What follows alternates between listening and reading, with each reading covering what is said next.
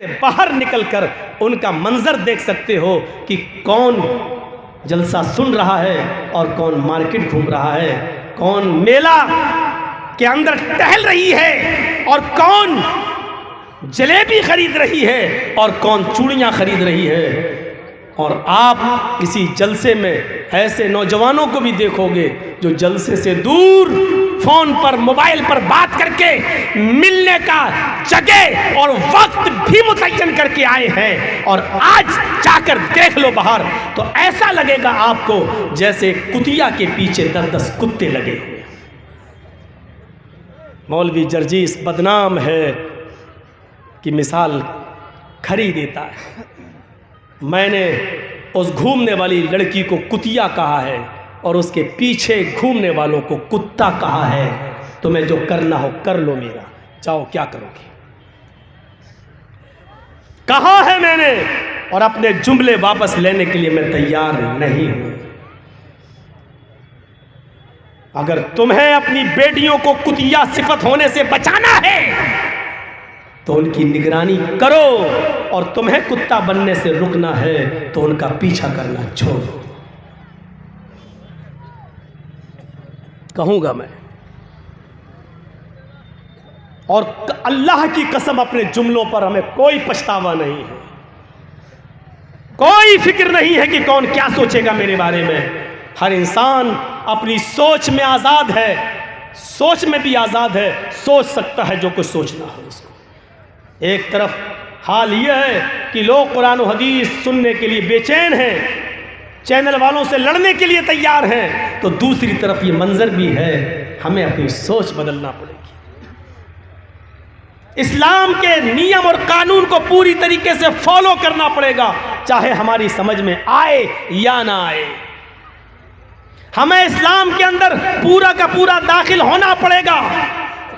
2-4 نمازیں پڑھ لینے سے ہم مسلمان نہیں ہیں، 2-4 روزے رکھ لینے سے ہم مسلمان نہیں ہیں۔ معاف کیجئے گا، بہت سخت مثال دے رہا ہوں، 2-4 عبادتیں کر لینے سے آپ مسلمان نہیں کہلائے جائیں گے۔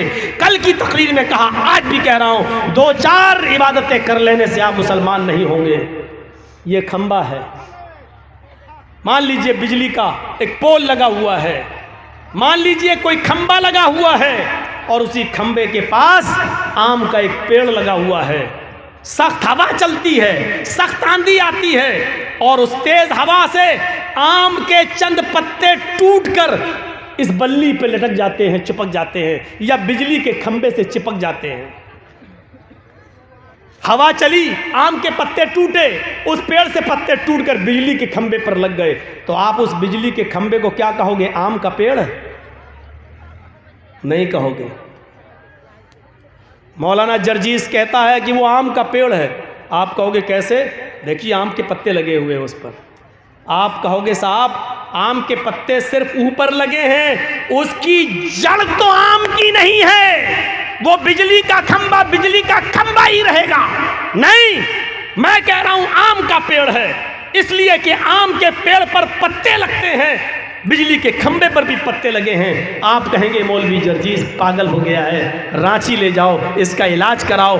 ارے بجلی کے کھمبے پر آم کے چند پتے چپک جانے سے بجلی کا کھمبا آم کا پیڑ کیسے ہو سکتا ہے؟ تو میں بھی آپ سے یہی کہنا چاہتا ہوں کہ ایک انسان 2-4 نمازیں پڑھ لینے سے، 2-4 عبادتیں کر لینے سے، 2-4 فقیروں کو کھانا کھلا دینے سے، 2-4 اچھے کام کر دینے سے پورا مسلمان کیسے ہو سکتا ہے؟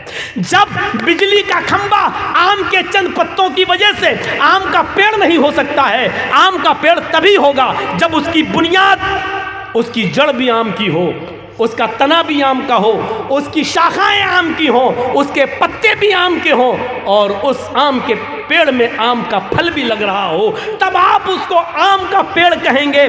اسی طریقے سے آپ کو مسلمان اس وقت کہا جائے گا جب آپ کی بنیاد جڑ سے مسلمان ہو، آپ کا اٹھنا اسلامی ہو، آپ کا بیٹھنا اسلامی ہو، آپ کی بنیاد اسلامی ہو، آپ کا چلنا اسلامی ہو، آپ کی شادی بیاہ اسلامی ہو، آپ کے سماج میں رہنا اسلامی ہو، آپ کا چال چلن اسلامی ہو، آپ کی منہ سے گفتگو اسلامی ہو۔ جب یہ ساری چیزیں اسلامی ہوں تب کہا جائے گا کہ آپ مسلمان ہیں، ورنہ बिजली के खंबे पर आम के 2-4 पत्ते चिपक गए हैं, बस 2-4 अमल कर लेने से आप मुसलमान नहीं कहलाए जा सकते।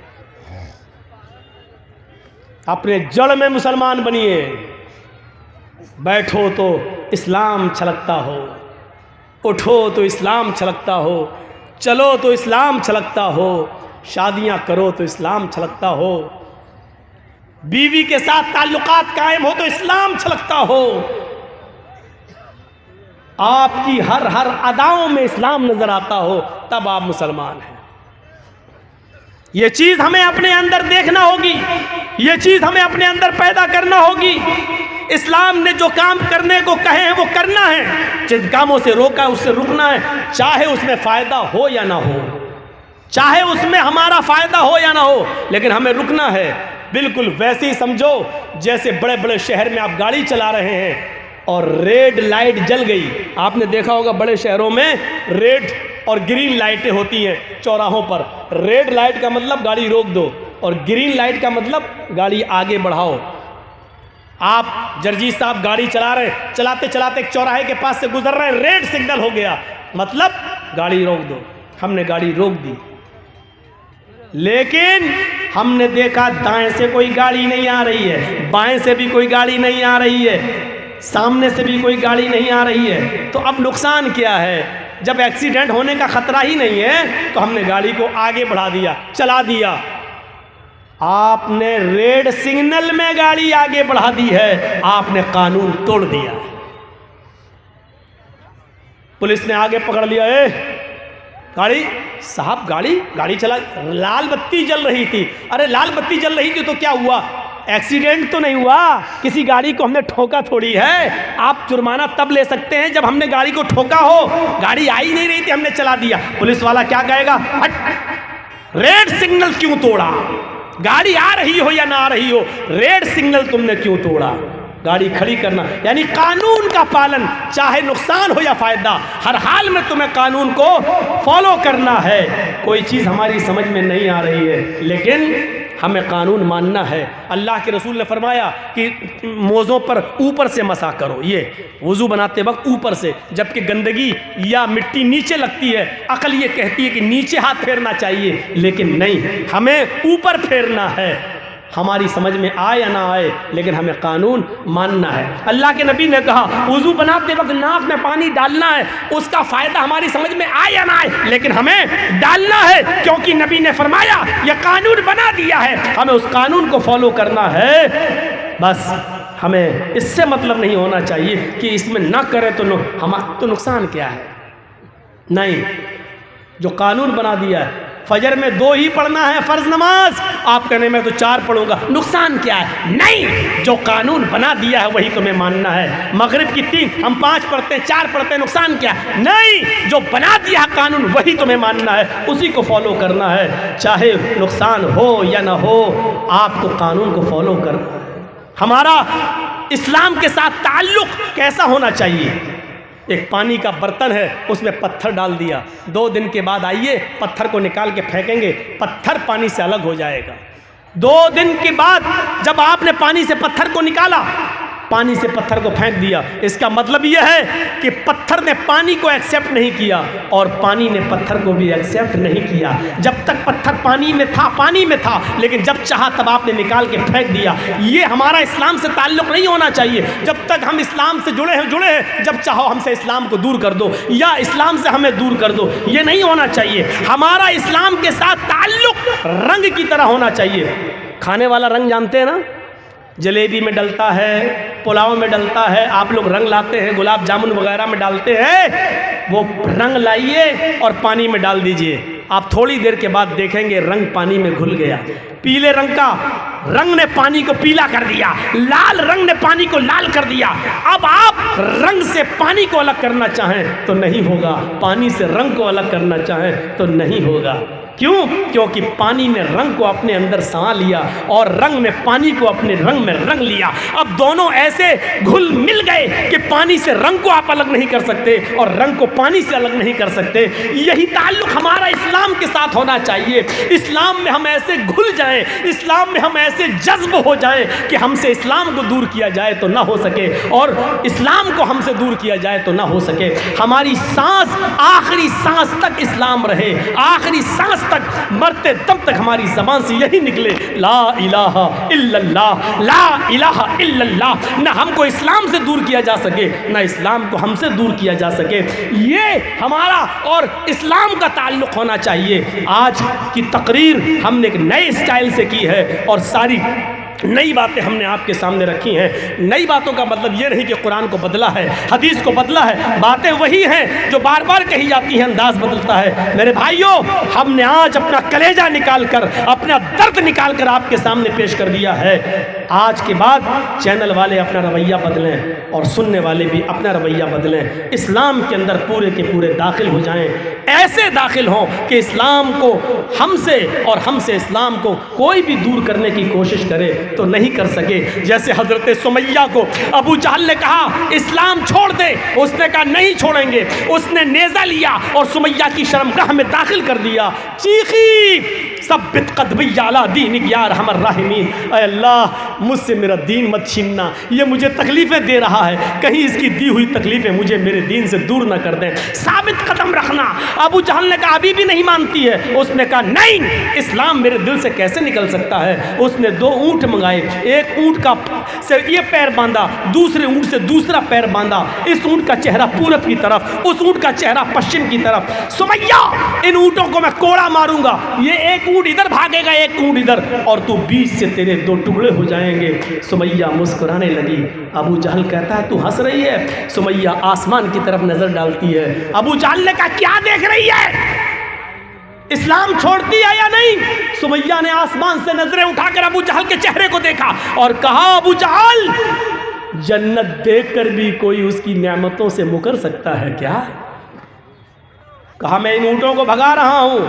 کہتی ہے چیخ کر ابو جہل شوق سے بھگا ان اونٹوں کو. جتنی دیر تو ان اونٹوں کو بھگانے میں لگا رہا ہے اتنی دیر مجھے اللہ کی جنت میں جانے میں لگ رہی ہے. جتنی جلدی تو ان اونٹوں کو بھگا دے گا اتنی جلدی میں جنت میں داخل ہو جاؤں گی. میرے بھائیوں, ابو جہل نے اونٹوں کو کوڑے مارے اور سمیہ کے 2 ٹکڑے ہو گئے. یعنی آخری دم تک سمیہ سے اسلام نہیں نکالا جا سکا اور اسلام سے سمیہ الگ نہیں ہوئی. یہ تعلق ہمارا اسلام کے ساتھ ہونا چاہیے. ہم سے کتنی ہی مصیبتیں آئیں, نہ اسلام ہم سے دور ہو نہ ہم اسلام سے دور ہوں. اٹھنا بیٹھنا, ایک غور کرو, اپنے بچوں کو تعلیم دو اسلامی. اللہ کے نبی نے فرمایا جب بچہ 7 سال کا ہو نماز کا حکم دو. نہ پڑھے کوئی بات نہیں, لیکن لے جاؤ پڑھاؤ, اور جب 10 سال کا ہو جائے نماز نہ پڑھے تو اس کو مارو, مار کے لے جاؤ.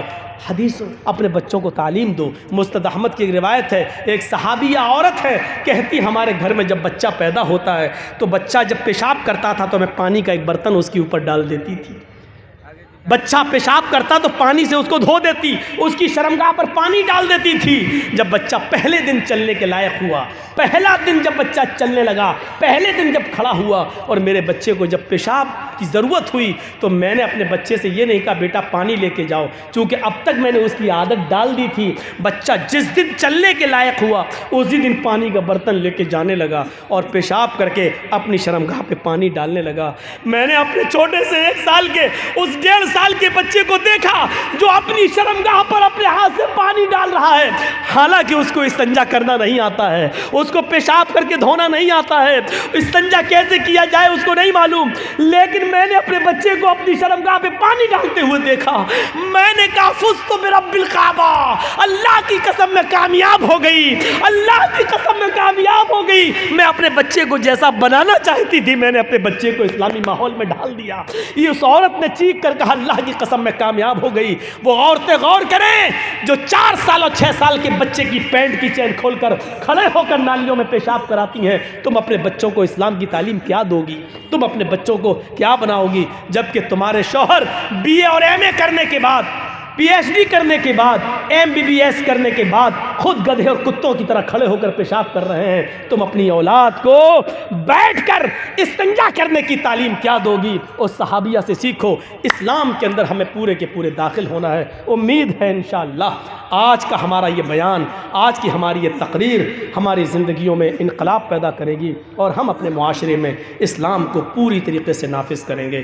بہت تھکا ہوا تھا، کئی دنوں سے مسلسل پروگرام، اور کل بھی کشن گنج کے علاقے میں پوا کھالی میں جانا ہے، تو میرے بھائیوں پریشان ہوں، تھکا ہوا ہوں، پھر بھی میں نے آپ کا 1.25 گھنٹہ لے لیا ہے۔ اللہ سے ہم دعا کرتے ہیں کہ بار الہ ہماری خطاؤں کو معاف فرما دے، ہمارے گناہوں کو بخش دے، ہمیں اسلام کے اندر پورا کا پورا داخل فرما دے۔ جب تک تو ہمیں زندہ رکھ، اسلام میں زندہ رکھنا، اور جب ہمارا خاتمہ ہو تو اسلام میں ہمارا ایمان پر ہمارا خاتمہ فرمانا۔ اور اے بار الہ ہم تمام مسلمانوں کو حنفی، بریلوی، شیعہ، سنی، اہل حدیث ان جھگڑوں سے نکال کر ہمیں سب کو اتفاق و اتحاد کے ایک پلیٹ فارم پہ قائم کر دے، اور ہمیں مل کر چناؤ ہو یا کوئی بھی موقع ہو، ہمیں اتحاد و اتفاق کے ساتھ ایک جگہ جمع ہونے کی توفیق عطا فرما۔ بار الہ پھر سے دعا کرتا ہوں کہ جب تک زندہ رکھ، اسلام پہ رکھنا، خاتمہ ہو تو ایمان پر فرمانا۔ وما علینا الا البلاغ المبین، وآخر دعوانا